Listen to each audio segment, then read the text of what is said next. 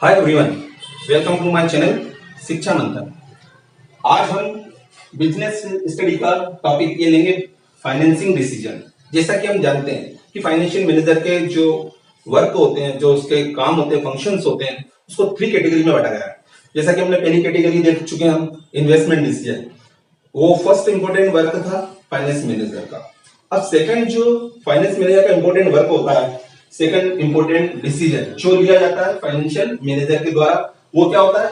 Deciding sources of finance. Finance के जो sources होते हैं, फाइनेंस के सोर्सेस का मीनिंग क्या है? कि हम कहां से पैसा प्राप्त करें।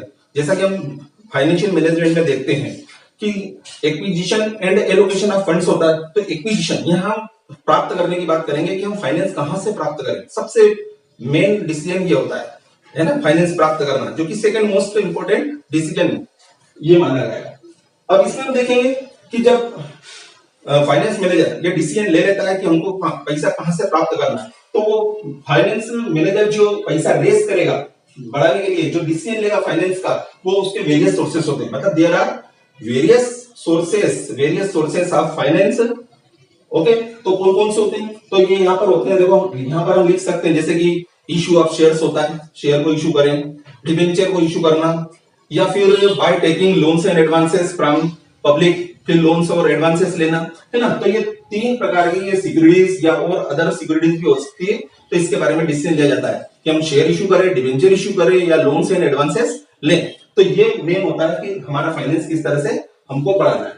उसके बाद हम देखेंगे, फिर ये डिसाइड किया जाता है कि डिसाइडिंग हाउ मच, इस पर ध्यान देना, how much to raise from which sources, है ना, हम किस सोर्स से। अब हमारे यहाँ पे 2 प्रकार के सोर्सेस होते हैं, अभी हम जिसके बारे में बात करेंगे।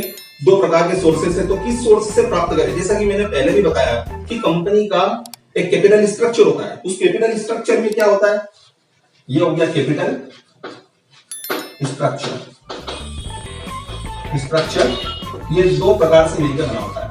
ये पैसा यहाँ पे लिया जाता है, तो इंटरनली मतलब शेयर इशू करेंगे हम पब्लिक को, और दूसरा लिया जाता है एक्सटर्नली, जिसमें हम क्या करते हैं, इसके अंदर का जैसे डिबेंचर इशू करते हैं या लोन्स लेते हैं। तो 2 प्रकार से आता है। तो इसको हम आगे जाके देखेंगे इसके अंदर का कि कंपनी का जो कैपिटल स्ट्रक्चर होता है, तो उसमें ओनर्स फंड होता है, नंबर 1 ओनर्स फंड, और सेकंड होता है बोरोड फंड।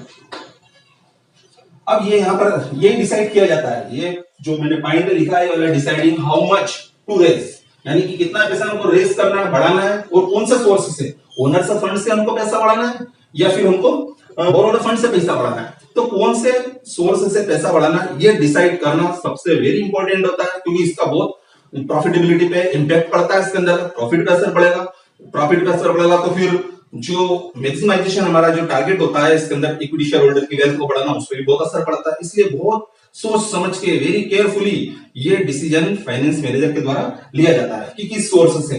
तो ये डिसाइड करना ही हो गया इसके अंदर का। ओके, अब इसके बाद हम देखेंगे जो अब ये सोर्सेस ऑफ फाइनेंस होते हैं, यानी sources of finance are categorised in 2 category, यानी इनको 2 भागों में बांटा गया है। जैसा कि मैंने ये 2 भाग बताया इसके अंदर का। सोर्सेस ऑफ फाइनेंस को हम ओनर्स फंड भी बोलते हैं, और इसके अलावा इसको हम इंटरनल सोर्सेस भी बोल सकते हैं। इंटरनल सोर्सेस या इंटरनल लायबिलिटीज, ये इंटरनल, और ये जो बोरोड फंड होता है, इसको हम एक्सटर्नल बोलते हैं। एक्सटर्नल सोर्सेस, यानी कि आगे जाके आप फार्मूला याद करेंगे तो डेब्ट इक्विटी रेशियो में डेब्ट अपन इक्विटी होता है, वहां पर एक्सटर्नल लायबिलिटी अपन इंटरनल लायबिलिटी के रूप में भी वहां पर शो किया जाता है। ओके, तो ये यहां पर हम देखेंगे इसके अंतर्गत कि जो सोर्स ऑफ फाइनेंस है, इसको 2 कैटेगरी में बांटा गया है। अब इसमें क्या शामिल होता है, अब हमारा मेन टारगेट यहां रहेगा ओनर्स फंड में क्या क्या आता है। तो ओनर्स फंड में सबसे पहले हम लेते हैं यहाँ पर, एक तो आएगा यहाँ पर आपका शेयर कैपिटल, जो हमने शेयर इश्यू करके प्राप्त किए शेयर कैपिटल, और दूसरा आता है, आगे लिख रहा हूं, इसका मतलब होता है रिटेन अर्निंग, यानी कि जो ओनर्स फंड है, यानी हम इसको कह सकते हैं कि owners fund constitutes from share capital and retain earning, यानी कि जो शेयर कैपिटल है और रिटेन अर्निंग है, ये प्रॉफिट का पार्ट है। Retain earning is the part of profit, okay, which is retained by the firm for the future contingencies. यानी कि फ्यूचर की कॉन्टिजेंसीज के लिए ये रिटेन अर्निंग के रूप में ये रखा जाता है। और ये कौन सा प्रॉफिट होता है, याद रखना, सारे हम एक्सटर्नल जितने भी हमारे क्लेम्स होते हैं, चाहे वो क्रेडिटर का हो, चाहे एम्प्लॉइज का हो, या फिर इसके अलावा डिवेंचर होल्डर्स का हो, सरकार का क्लेम हो, जितने भी एक्सटर्नल जितने भी होते हैं सब माइनस कर देते हैं। उसके बाद प्रेफरेंस शेयर होल्डर का क्लेम वो माइनस करते हैं। जो रेसिडुअल प्रॉफिट आता है वो जो कि हमको किसको बांटना है, ये इक्विटी शेयर होल्डर को। इक्विटी शेयर होल्डर को जो प्रॉफिट बांटना है तो पूरा प्रॉफिट नहीं बांटते थे, 80% या 90% प्रॉफिट क्या कर देंगे हम। जैसे सपोज करो 80% प्रॉफिट हमने डिस्ट्रीब्यूट कर दिया है, शेयर कैपिटल पे हमने डिविडेंड दिए 80%, तो 20% प्रॉफिट ये रिटेन अर्निंग के रूप में रख लेंगे। और ये एक्चुअल में अनडिवाइडेड प्रॉफिट है। ये जब कंपनी आगे या अगर बहुत ज्यादा मात्रा में रिटेन अर्निंग हो जाता है तो इसका पैसा जब रिटर्न करेगी तो ये किसको देगी, एक्चुअल में ये देगी शेयर होल्डर्स को। क्यों, क्योंकि शेयर होल्डर्स को तो कम प्रॉफिट दिया है हमें, प्रॉफिट में हिस्सा कम दिया डिविडेंड के रूप में, है ना। डिविडेंड मतलब क्या होता है, जैसे हम जानते हैं कि डिविडेंड मतलब होता है लाभ का अंश। तो लाभ का हमने 80% अंश दिया, 20% हमने रोक लिया, और ये लाभ का जो अंश है, जब सारे एक्सटर्नल क्लेम हमने दे दिए तो इंटरनल क्लेम जो बचा था वो किसको देंगे हम, इक्विटी शेयर होल्डर को। तो ये इक्विटी शेयर होल्डर का ही अमाउंट पड़ा रहता है कंपनी के पास। ओके, तो ये ओनर्स फंड तो दो से मिलकर बना था, ये हमने देखा। अब उधर देखते हैं बोरोड फंड क्या होता है, यानी एक्सटर्नल सोर्सेस ऑफ फंड क्या होता है। तो उसके अंदर क्या क्या आएगा, यहाँ पर आता है डिवेंचर्स, लोन्स और बॉन्ड्स या अदर सिक्योरिटीज जो कि हमने पब्लिक को इशू किए डायरेक्टली और यहाँ पर प्राप्त किया पैसा। तो ये सारे के सारे यहाँ पर डिवेंचर जैसे लिख देता हूं मैं, लोन्स, डिवेंचर, लोन्स, और लोन्स के बाद यहाँ लिख देते हैं हम यहाँ पर सिक्योरिटीज, और कोई सिक्योरिटीज को इशू की है पब्लिक को, तो ये बोरोड फंड में आएंगे।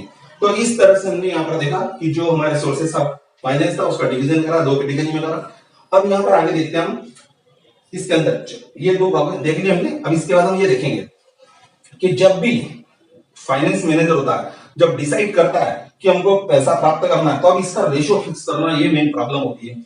जैसे सब उसको 1 करोड़ रुपए से कंपनी स्टार्ट करते हैं, 1 करोड़ लिख रहा हूं मैं, 1 करोड़ रुपए से हमने कंपनी स्टार्ट करना चाहते हैं, ये भी 1 करोड़। अब इसमें 1 करोड़ में अब किस तरह से पैसा प्राप्त करें, हम ओनर्स फंड से कितना पैसा प्राप्त करें या फिर बोरोड फंड से कितना पैसा प्राप्त करें, अब ये डिसाइड करना। क्योंकि कारण क्या है, अब ओनर्स फंड में हम चाहे तो इसमें देखो 1 करोड़ रुपए कैसे ले सकते हैं, शेयर इशू करके, डिवेंचर इशू करके, या लोन्स लेके, या एडवांसेस लेके, है ना। तो ये प्राप्त करते हैं। तो इसमें ओनर्स फंड यानी शेयर कितने के इशू करें, जैसे हम सपोज करो यहाँ पे मान लेते हैं 60 लाख के हम क्या इशू करें, यहाँ पर शेयर इशू करें, और बाकी का जो रिमेनिंग बचा हमारा 40 लाख इसके हम डिवेंचर इशू करें। अब यहाँ पर ये भी प्रॉब्लम आती है कि 60 लाख के जो हम शेयर इशू कर रहे हैं उसमें भी अब कैटेगरी आ गई कि हम इक्विटी शेयर इशू करें सारे के सारे, या इक्विटी के साथ प्रेफरेंस शेयर भी इशू करें, दोनों प्रकार के मिक्सिंग मतलब इक्विटी शेयर इशू करें। तो ये प्रॉब्लम हो गई इसके अंदर।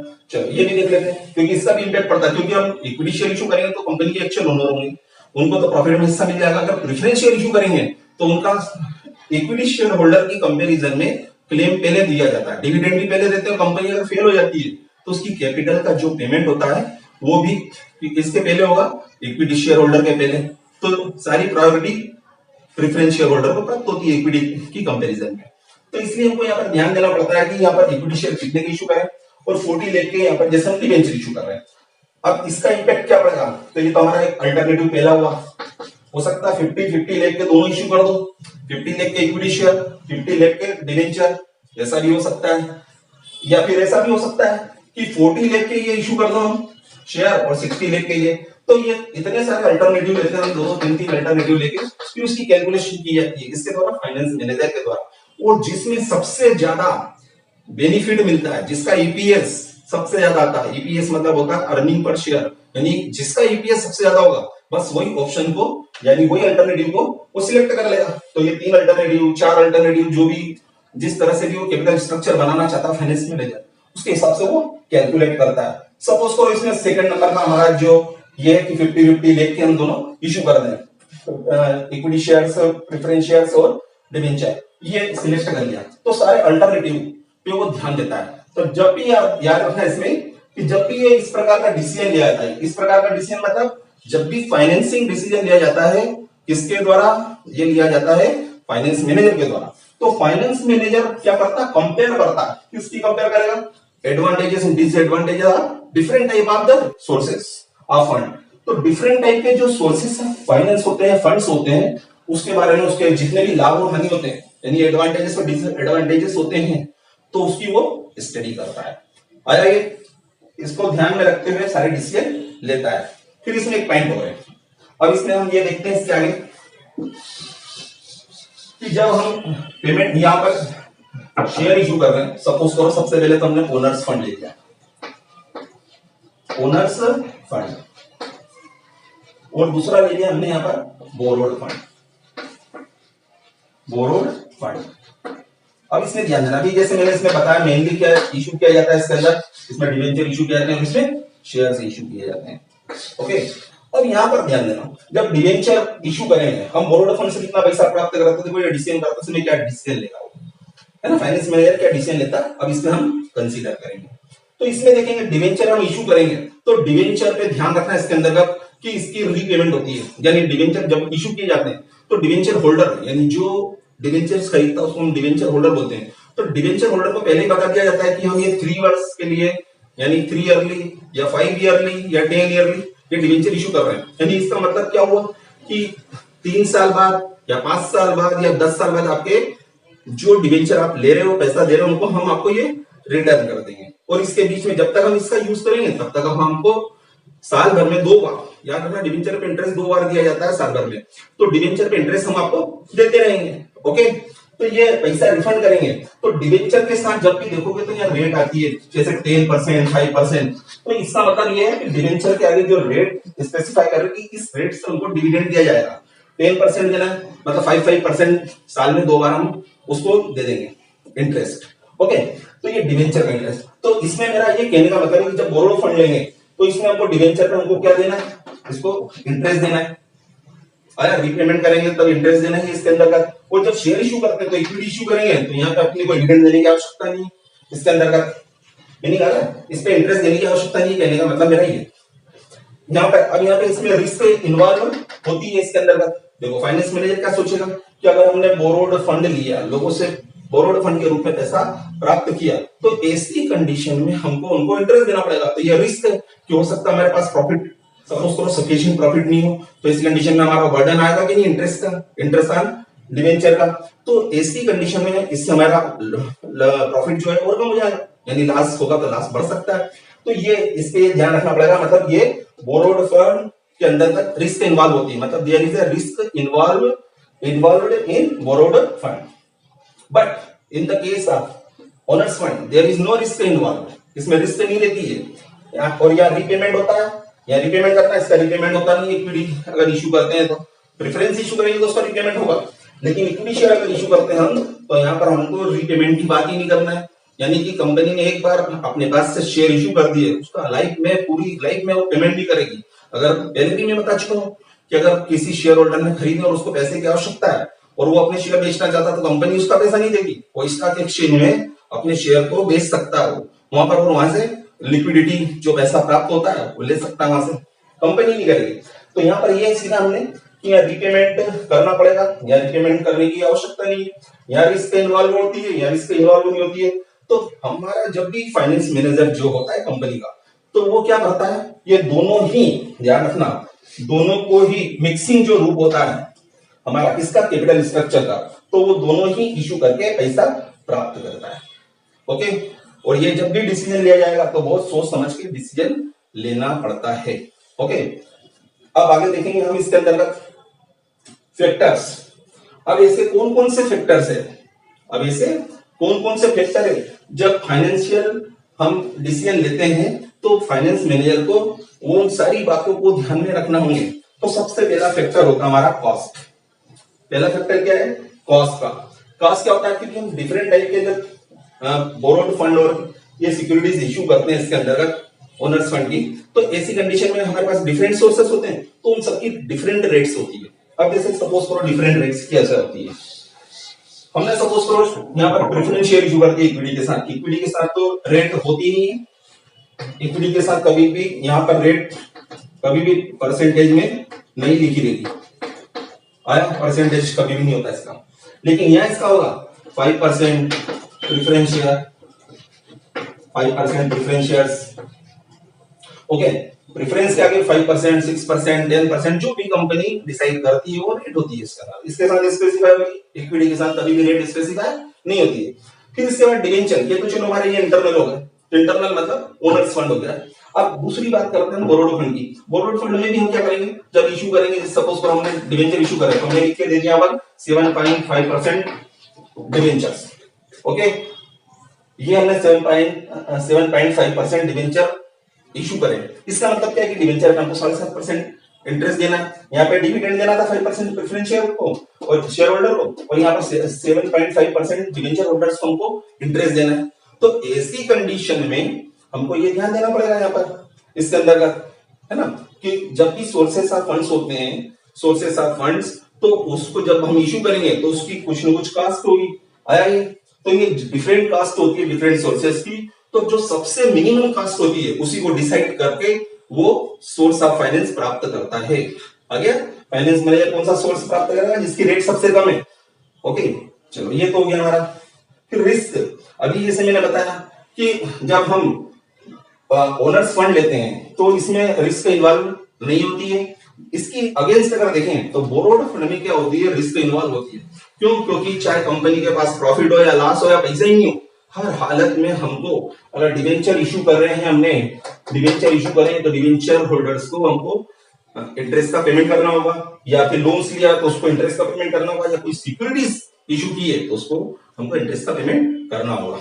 ओके, तो ये यहाँ पर आ गया रिस्क। तो इसके अंदर क्या होती है, यहाँ पर रिस्क इन्वॉल्व होती है, यहाँ रिस्क इन्वॉल्व नहीं होती है। तीसरा लेते हैं केस फ्लो पोजीशन। अब केस फ्लो पोजीशन में क्या होता है, केस फ्लो पोजीशन यानी कि यहाँ पर केस फ्लो पोजीशन यहाँ पर उसकी हेल्प करती है। केस फ्लो पोजीशन का मतलब पहले भी बता चुका हूं मैं कि हमारे पास कंपनी के अंदर कितना पैसा प्राप्त हो रहा है और कितना कंपनी से जा रहा है, यानी इनफ्लो कितना, आउटफ्लो कितना, तो इसकी पोजीशन। अब यहाँ पर हम देखें तो इसका इंपैक्ट क्या होगा, इसको कैसे ध्यान में रखेगा, अब हमको ये ध्यान देना पड़ेगा। तो यहाँ पर जब केस फ्लो पोजीशन देखते हैं, अगर हमारे पास इनफ्लो, जो इनफ्लो है ये कंपनी के अंदर आ रहा है, इनफ्लो अगर ज्यादा है और आउटफ्लो कम है सपोज करना, तो हम क्या कर सकते हैं, इनफ्लो ज्यादा मतलब केस ज्यादा आ रही है और जब हमारे पास से कम रही है मतलब बच रहा हमारे पास, प्रॉफिट में हमारी कंपनी, हमारे पास लिक्विडिटी अच्छी मात्रा में मौजूद है। तो ऐसी कंडीशन में हम क्या करेंगे, हम यहाँ पर डिवेंचर इशू कर सकते हैं, क्योंकि डिवेंचर होल्डर को चुकाने के लिए जो इंटरेस्ट होगा हम आसानी से पे कर सकते हैं।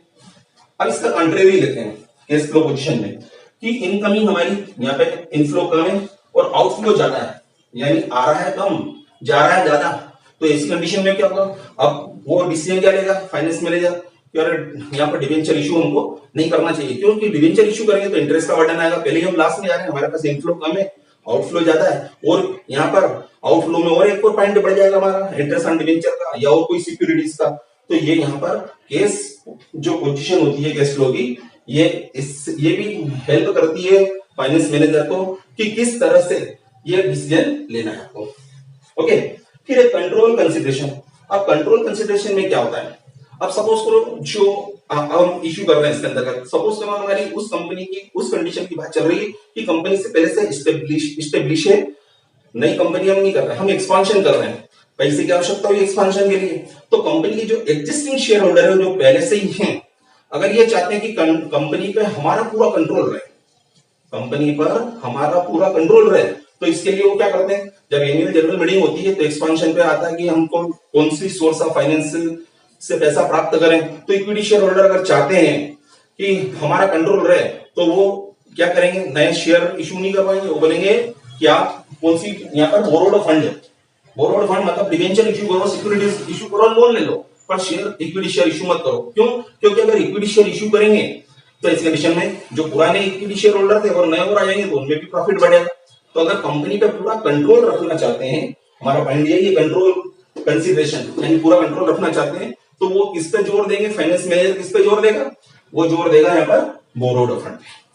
ओके, और अगर सपोज करो वो उनको कोई प्रॉब्लम नहीं है, बोले भले और इक्विटी शेयर होल्डर पर आ जाए, तो ऐसी कंडीशन में फिर फाइनेंस मैनेजर अगर उनको कोई किसी प्रकार का प्रॉब्लम नहीं होती है, इक्विटी शेयर होल्डर को जो पुराने वाले हैं उनको कोई प्रॉब्लम नहीं होती है, तो ऐसी स्थिति में फाइनेंस मैनेजर ये डिसीजन ले सकता है कि हम नए इक्विटी शेयर भी इशू कर दें।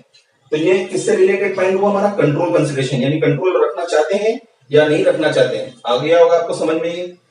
फिर उसके बाद देखेंगे फ्लोटेशन कास्ट। फ्लोटेशन कास्ट क्या होता है, फ्लोटेशन कास्ट मतलब होता है cost of securities which are issued by the company, यानी कंपनी के द्वारा जो सिक्योरिटीज इशू की जा रही है, चाहे वो शेयर इशू कर रहे हो या डिबेंचर इशू कर रहे हो या और कोई सिक्योरिटीज इशू कर रहे हो या लोन्स ले रहे हो, है ना, तो उसकी फ्लोटेशन कास्ट यानी कि उसकी जो हम शेयर या डिबेंचर जो सिक्योरिटीज बेचना चाहते हैं तो उसकी बेचने की कास्ट क्या होगी।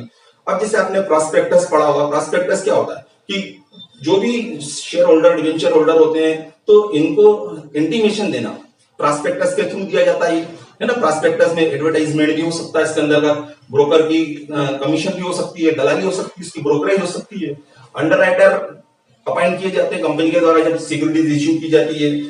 अगर मार्केट में अगर शेयर पूरे नहीं बिकते हैं, डिबेंचर पूरे नहीं बिकते हैं, तो वो अंडरराइटर को खरीदना पड़ेंगे जो अनइश्यूड शेयर और डिबेंचर रहेंगे, तो अंडरराइटर को उस पर कमीशन दिया जाता है।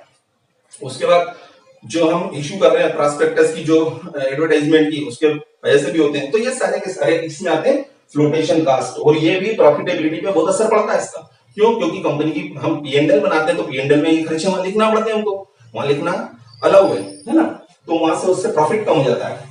फिर fixed operating cost. Fixed operating cost का मतलब क्या होता है कि अब ऐसी कॉस्ट फिक्स्ड ऑपरेटिंग कास्ट, अगर किसी कंपनी की फिक्स्ड ऑपरेटिंग कास्ट ज्यादा होती है, ज्यादा होगी यानी उसके बिजनेस को ऑपरेट करने के अगर खर्चे ज्यादा हो रहे हैं, तो ऐसी कंडीशन में क्या होगा, वो डिवेंचर इशू नहीं करेंगे। क्यों, क्योंकि पहले ऑपरेटिंग कास्ट बहुत हाई है, बहुत ज्यादा है, और डिवेंचर इशू कर देंगे तो इंटरेस्ट और ज्यादा हाई हो जाएगी। तो याद रखना, अगर हाई मतलब ज्यादा होती है, फिक्स्ड ऑपरेटिंग कास्ट अगर हाई होती है तो ऐसी कंडीशन में हम बोरोड फंड इशू नहीं करेंगे। बीए फिगरों में यानी बोरोड फंड को इशू नहीं किया जाता है, शेयर इशू कर सकते हैं। ओके, और अगर ऑपरेटिंग कास्ट हमारी सपोज करो लो है तो हम क्या कर सकते हैं, बोरोड फंड इशू कर सकते हैं। आएंगे तो यहां पर ये पॉइंट आएगा फिक्स्ड ऑपरेटिंग कास्ट, यानी हमारी जो फिक्स्ड ऑपरेटिंग कास्ट है अगर ज्यादा होगी तो हम किस पे ध्यान देंगे, ओनर्स फंड पे।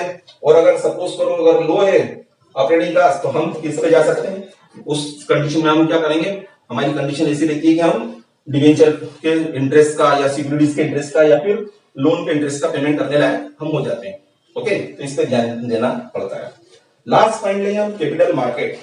अब कैपिटल मार्केट की पोजीशन क्या होती है, कैपिटल मार्केट के अंदर हम क्या करते हैं, इसके अंदर जो सिक्योरिटीज इश्यू कर रहे हैं तो ध्यान देना इसके अंदर का, ये मतलब कैपिटल मार्केट में दो प्रकार की सिचुएशन चलती है, एक चलता है बूम पीरियड और दूसरा चलता है यहाँ पर रिसेशन पीरियड या डिप्रेशन पीरियड के नाम से भी हम जानते हैं। बूम पीरियड होता है मतलब शेयरों की वैल्यू में बहुत उछाल है, तो मार्केट के अंदर जितने भी जो पैसा इन्वेस्ट करना चाहते हैं शेयर होल्डर या डिवेंचर होल्डर, तो वो बूम पीरियड होता है तो रिस्क लेने के लिए तैयार होते हैं। तो उस समय हम क्या कर सकते हैं, किसी भी प्रकार की सिक्योरिटीज को हम इशू कर सकते हैं, यानी इक्विटी शेयर इशू कर सकते हैं। क्यों, क्योंकि जो भी शेयर होल्डर है वो वहां पर रिस्क लेने के लिए तैयार है। और इसका जस्ट कॉन्ट्रेरी लेते हैं डिप्रेशन पीरियड। तो डिप्रेशन पीरियड में क्या होता है, अब डिप्रेशन पीरियड में ये होगा कि कोई रिस्क लेने के लिए तैयार नहीं है, तो फिर हमको वहां पे क्या करना पड़ता है, वहां पे लेफ्ट की बहुत ज्यादा डिमांड है, तो ऐसी कंडीशन में कोई रिस्क भी मिलेगा इसके अंदर का और हमको पैसा नहीं मिल सकता। तो ये यहाँ पर मार्केट पोजीशन का भी हमको कैपिटल मार्केट की जो पोजीशन है, यानी कि वो रिसेशन पीरियड है या डिप्रेशन पीरियड है या बूम पीरियड है, इसका भी बहुत हेल्प मिलती है। तो इसको भी ध्यान में रखते हुए क्या करता है फाइनेंस मैनेजर, डिसीजन लेता है। तो ये फाइनेंसिंग डिसीजन में आज हमने क्या देखा इसके अंदर, ये हमने इसमें 7 पॉइंट जो देखे फैक्टर, इन सब पॉइंट को ध्यान में रखते हुए उसको डिसीजन लेना पड़ेगा, क्योंकि उसके डिसीजन पे कंपनी की बहुत मतलब जो प्रॉफिटेबिलिटी होती है डिपेंड करती है, इसलिए बहुत ही सोच समझ कर ये डिसीजन ली जाते हैं। ओके, तो ये आज हमारा टॉपिक कंप्लीट होता है। अब नेक्स्ट टॉपिक के अंदर हम लेंगे तीसरा, यहाँ पर डिविडेंड डिसीजंस। जब तक के लिए जय हिंद।